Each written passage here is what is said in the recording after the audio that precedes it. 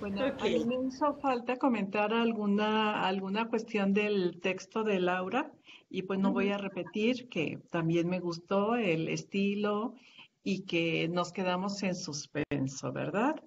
Eh, Ajá. me- a mí me parece que algún título tentativo pudiera ser un matrimonio trágico, porque realmente si uno muere en 1909 y casi se acaban de casar, y la otra muere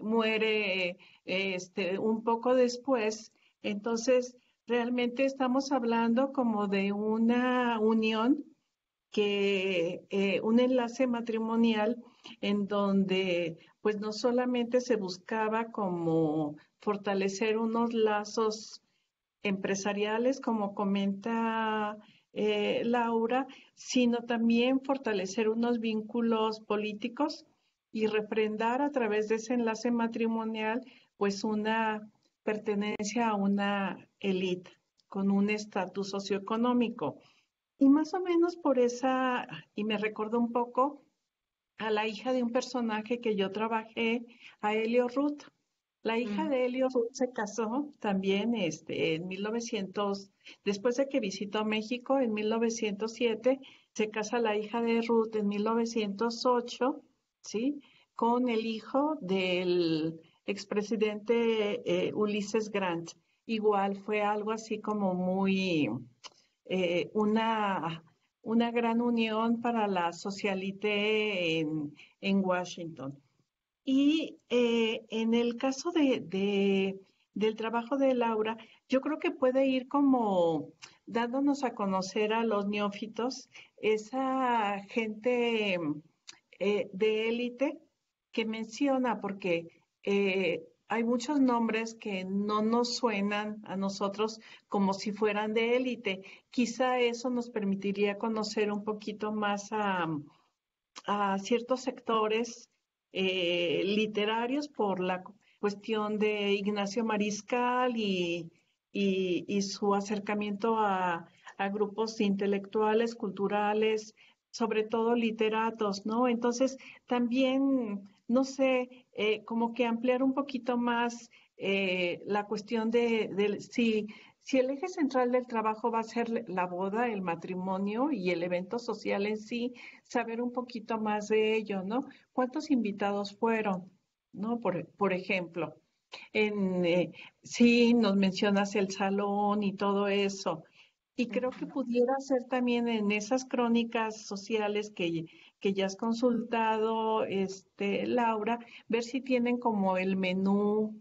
Si Ujú. mencionas, creo que mencionas hasta un chef o algunas cosas así, pero creo que sí falta como ir articulando la narrativa para poder dar un acercamiento, un atisbo de cómo se realizaban estas uniones matrimoniales de la élite porfirista, ¿no? Me parece muy bien y sobre todo destacar cómo se pretendían fortalecer esos vínculos políticos y socioeconómicos. Ujú. Pero el trabajo está bastante muy bien. Y para el caso de Ruth, ellos tienen en su archivo un álbum familiar solamente del enlace, ¿no? O sea, es pues sí, un folleto grande de todo lo que ocurrió en la boda, porque eso lo utilizaban en la época igual que las hijas de Teodoro Roosevelt, ¿sí? Que se Ajá. casaban con miembros del Partido Republicano y que después seguían realizando actividad política, ¿sí? Porque la esposa, en este caso las hijas de Ruth y de Roosevelt, van a estar involucradas en cuestiones de política. ¿Sí? Eh, Ajá. pero en el caso de Elena y de Julio, no sabemos hasta dónde llegaron, ¿no? Sí nos dejaste un poquito como, yo un poco entristecida porque todo apuntaba muy bien con la narrativa del evento y boom, o sea, fallecieron casi de inmediato. Ajá. Eso sería mi comentario. No, muy bien, muchísimas gracias. No, justo me parecía interesante plantear esto como el inicio, ¿no? Es decir, lo que traté de hacer en estas primeras páginas era identificar que este matrimonio, más allá del evento social que sí me interesaba justo como espejo, o como espejo, como ventana más bien, perdón, como ventana, ver quiénes están ahí, porque en en estas primeras crónicas aparece una serie de personajes que yo he visto, porque he estado, digamos, en otros momentos viendo en otros años la actuación de Elena y de Julio, y son nombres que me siguen apareciendo y que no necesariamente son los nombres que aparecen con otros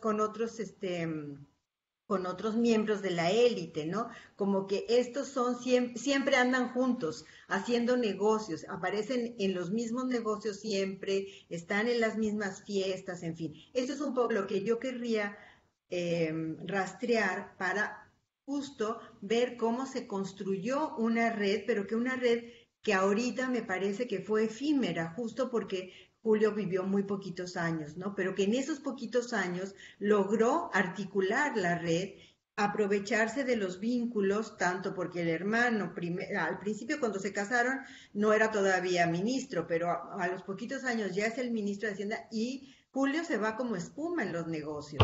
Y siempre parece que está el negocio con el hermano.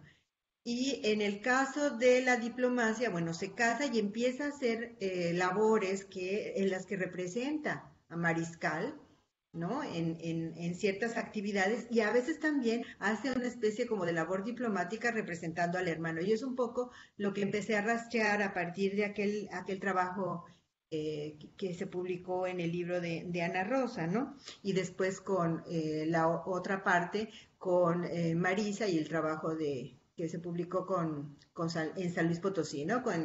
En colaboración, en coedición.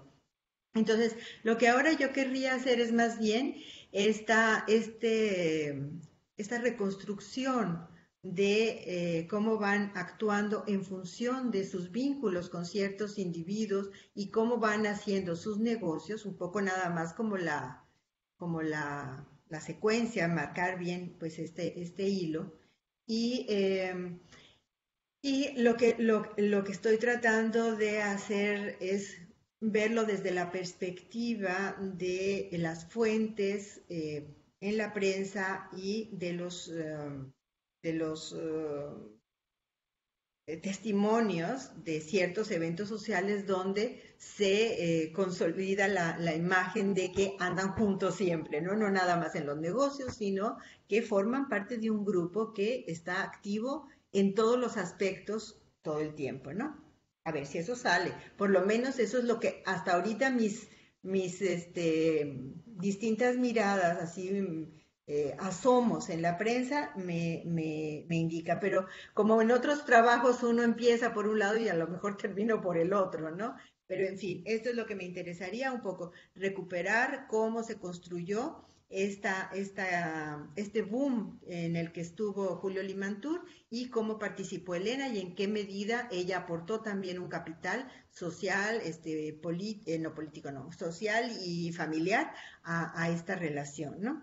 Y una cosa que sí me llamó la atención es justo esto que yo pongo ahí. Ella sí se consigue su vestido de novia con este modisto de París, tan famoso que vistió hasta la reina Victoria y a la Sisi de Austria y todo eso, pero no tuvo fiesta, ella no tuvo banquete, no hubo una recepción, fue una comida íntima en casa de los Mariscal, no hay, no hay una fiesta, ni tampoco el día del matrimonio civil, al que sí se le da como cierta importancia, pero no la que tiene el matrimonio religioso. Me refiero a la prensa y a las crónicas, ¿no? Porque el acto civil sí lo recupero del acta del registro civil, mientras que lo otro sí está en las crónicas sociales, ¿no? Entonces, a mí sí me llamó mucho la atención y creo que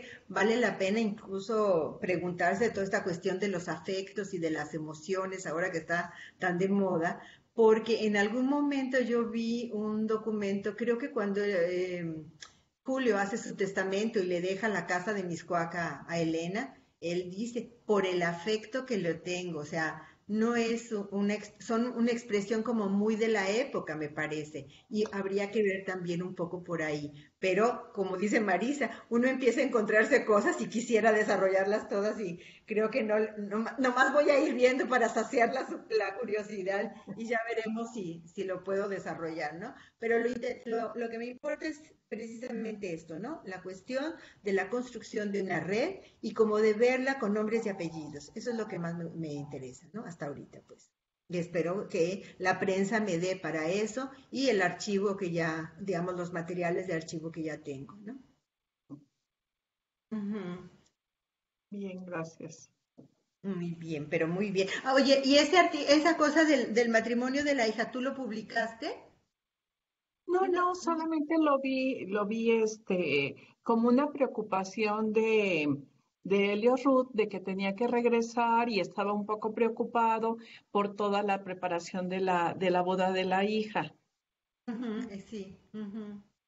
Porque sí, hubiera estado padrísimo. Yo creo que poder comparar cómo las élites se mueven en esos niveles, porque definitivamente sí creo que los matrimonios, más allá de los sentimientos que puedan atraerlos, sí tenían un papel de consolidación de intereses de otro tipo, ¿no?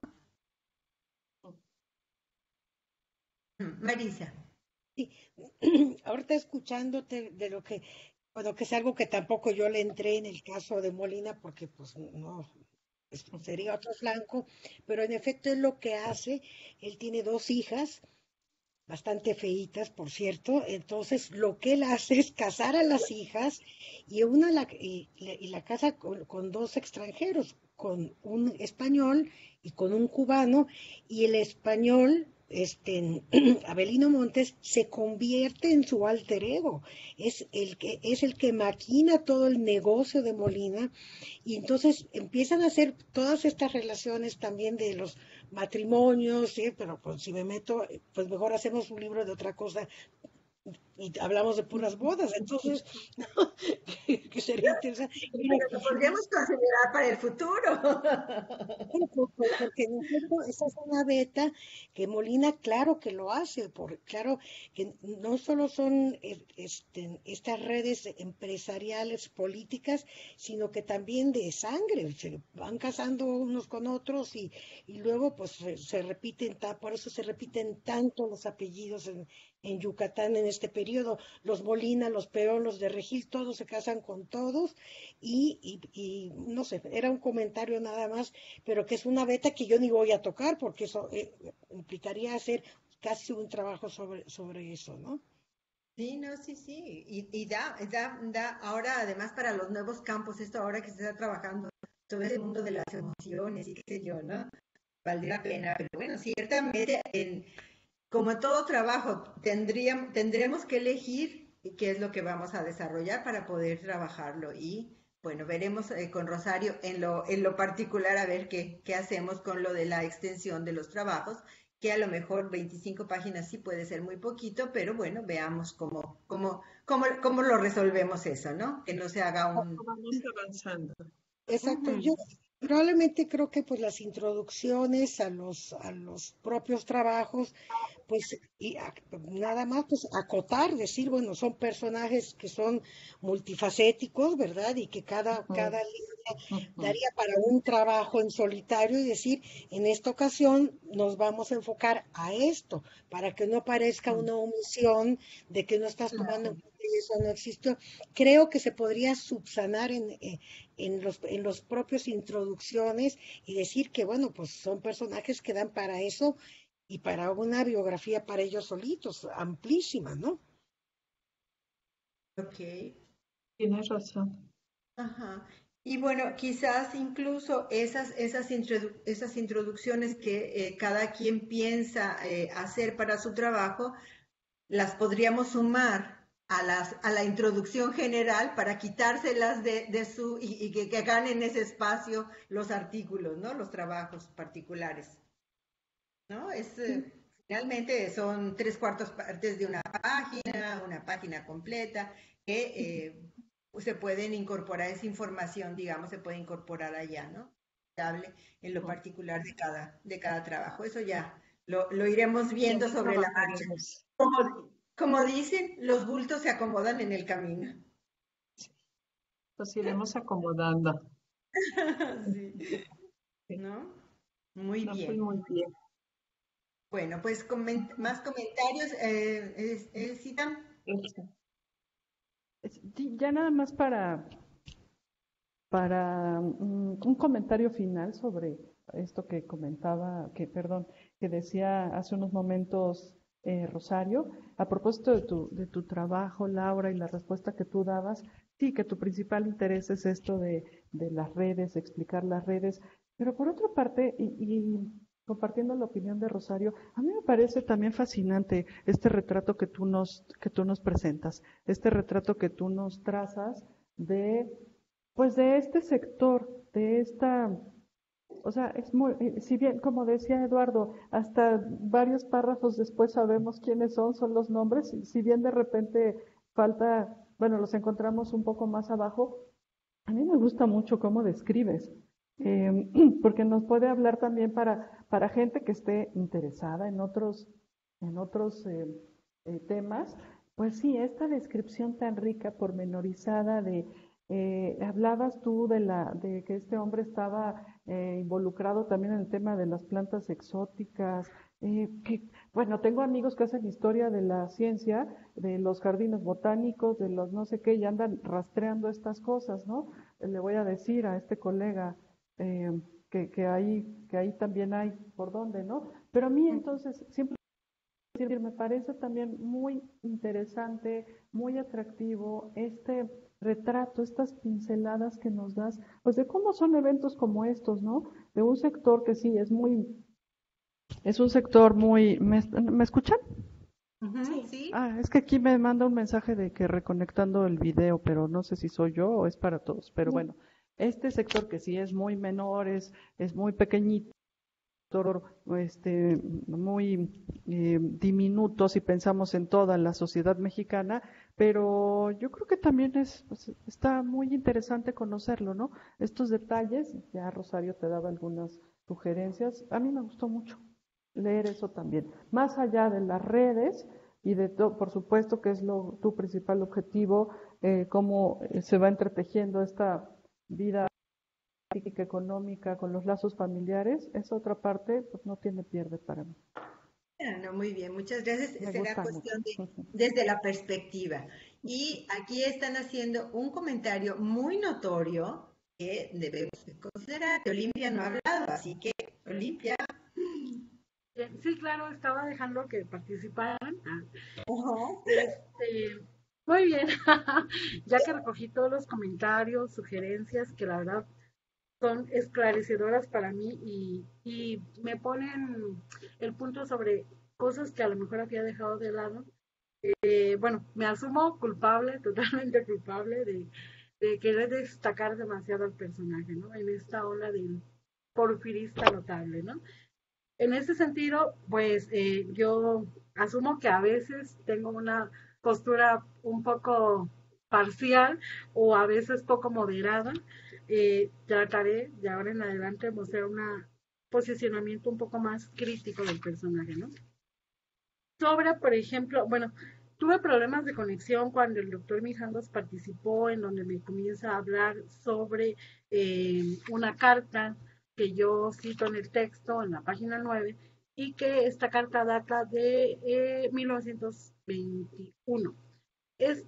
Bueno, yo justo estoy hablando en este momento sobre cómo Krill participa con otros exiliados que consideraban a Huerta como el hombre capaz de imponer de nuevo el orden en México. Hablo sobre que con la muerte de Huerta en 1916, pues este intento de estos grupos contrarrevolucionarios de alguna manera, pues se quedan acéfalos, ¿no? Se quedan sin el caudillo que ellos estaban intentando impulsar. No quise ahondar más porque hay un artículo de Eric Landeros muy bueno sobre el intento del regreso de Huerta en 1915 y después de esta participación de Krill en ese intento contrarrevolucionario, él prácticamente cancela la participación en estos grupos colectivos y se mantiene como un poco de perfil bajo, intentando rescatar un poco los intereses económicos de la casa comercial de sus hijos, que era Krill Hermanos, y yo considero que por eso es que a partir de ahí como que baja su perfil durante el exilio y pues durante este exilio mantiene correspondencia con algunos personajes. Este personaje con el que tiene la correspondencia es Louis Anderson, un diplomático costarricense muy reconocido con quien Krill coincidió en distintas conferencias y en distintas mediaciones en Centroamérica en 1906. Ellos para este momento siguen manteniendo correspondencia. La correspondencia es del 25 de enero de 1921. Krill regresa en diciembre de 1920 de su exilio a pasar la Navidad con la familia Terrazas.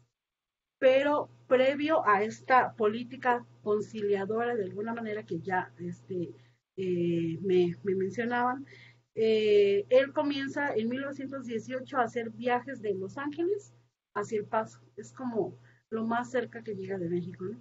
Y una vez ya en diciembre de 1920, él regresa, está en la celebración de Navidad en Chihuahua, y es cuando toma la determinación de volver y lo menciona en su carta, ¿no? De enero del 21, menciona esa política conciliadora que está teniendo Carranza, donde se menciona que hay una reacción política favorable pero que él considera que aún no está consolidada. No nos habla sobre o más en particular, por ejemplo, sobre algunos acuerdos que ha tenido. Él menciona que hay esperanzas, ¿no? Y es aparte durante este año cuando se le comienzan a restablecer de alguna manera algunos de los bienes. Pero él considera que aún, o bueno, antes del 2021 no era pertinente regresar, porque bueno, pues por los ataques directos que sufrió su familia, particularmente a partir de 1914. Y tal vez por eso también es que suena un poco contradictorio cuando yo digo, bueno, en 1913 está asistiendo al Teatro Ideal, con las familias que aún viven en la Ciudad de México, pero también es a partir del 13, 14, cuando los ataques son como más directos, cuando cuando decide por fin salir del país, ¿no? Es por eso que yo cito esta carta del 21 y la cito sobre todo porque muestra como los sentimientos de este personaje que en otrora había sido un destacado porfirista y que ahora pues se asume, ¿no? Como una alma en desgracia, como un personaje o como una persona la cual pues ha caído su reputación, la cual siente como el peso de haber tenido que vivir refugiado fuera del país con su familia. Es por eso que cité esta carta. Tal vez pareciera un poco anacrónica, pero quise como mostrar ese sentimiento, ¿no? Creo también sobre los comentarios que me hicieron. Bueno, agradezco muchísimo la recomendación de la doctora Marisa sobre la tesis de Luisa Calero. No tenía conocimiento y me parece que me va a servir. Voy a ahondar un poco más, pero como ya les mencionaba, creo que el artículo de Eric Landeros es muy bueno en ese aspecto y no quise tal vez como ahondar en eso. Probablemente extienda un poco más esa parte de la participación de Krill en estos grupos revolucionarios. También considero y acepto la sugerencia de que la parte del exilio aún está floja, y está floja en el sentido de que eh, en este momento no he podido cómo construir de alguna manera más, de forma más fundamentada el texto. Este texto yo lo construí a partir de que, bueno, fui al Centro de Estudios de Historia de México, consulté el expediente de Krill, pero únicamente consulté el periodo, de alguna manera, hasta 1911, aproximadamente 12. Hay más material, yo por el tiempo y por el régimen, no tomé en consideración revisar la otra parte. Es algo que tengo pendiente para seguir buscando o identificando esas pistas que ustedes me piden, ¿no? Sobre esas pistas que nos dejarían como más claro cómo fue su exilio, o sea, de forma más particular cómo fue su exilio y si en determinado caso hubo estos acuerdos como por debajo de la mesa, no sea en alguna correspondencia que tenga sobre cómo Krill tomó esta política de conciliación que se da en 1919, de la cual tenía este conocimiento a raíz pues de esta carta misma que les menciono del 21, donde él habla, ¿no? Hay una reacción política favorable.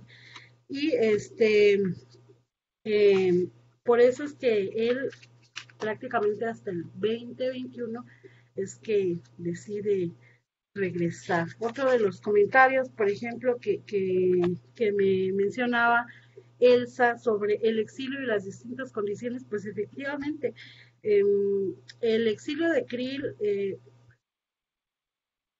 no considero que haya sido terso, no puedo por ahora decir cómo fue de forma concreta por esta situación de que aún considero que me falta revisar más material o material que se quedó pendiente de revisar en el archivo, pero por ejemplo, sí que durante su exilio y durante su aventura en andar yendo a Barcelona, entrevistarse con Victoriano Huerta, etcétera, él trató de mantener como,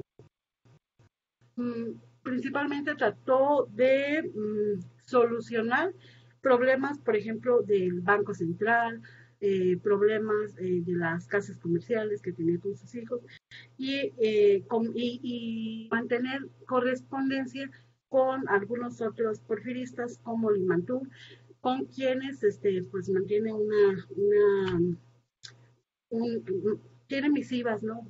O tiene una correspondencia epistolar bastante activa donde ambos se preguntan cómo ves, qué opinas, cuál es el posicionamiento de Carranza, qué situaciones así, ¿no? Entonces ambos están como pendientes de este clima político que existe en México.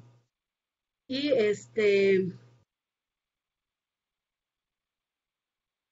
¿no? Pues sí, yo creo que Krill, por ejemplo, para 1913 es cuando definitivamente le queda claro que la situación se ha vuelto insostenible, ¿no? Él para este momento ha perdido 5 o 6 millones de pesos e incluso recurre a Limantur para pedirle un préstamo. No es que estuvieran totalmente en bancarrota, porque tuvieron un exilio, pues, bastante cómodo de alguna manera en Los Ángeles, ¿no? Pero pues evidentemente como era gente que estaba acostumbrada a manejar grandes cantidades de recursos, este tipo de pérdidas, pues sí desestabilizaba sobre todo por el conocimiento o sobre todo por los compromisos financieros que tenían con los bancos que él, por ejemplo, había apoyado a fundar o de los cuales era parte del consejo directivo. Entonces, bueno, es un texto que aún le falta mucho por trabajar. Yo agradezco los comentarios.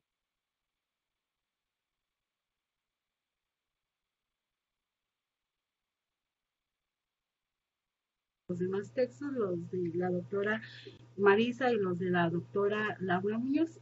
Y bueno, sobre el texto de la doctora Marisa, a mí el personaje de Olegario Molina siempre me ha parecido muy interesante. Sobre todo, bueno, en la tesis del doctorado yo trabajé con dos porfiristas, Enrique Green y Joaquín Casasus. Con Joaquín Casasus fue con quien yo tuve de alguna manera un conocimiento o acercamiento a Molina.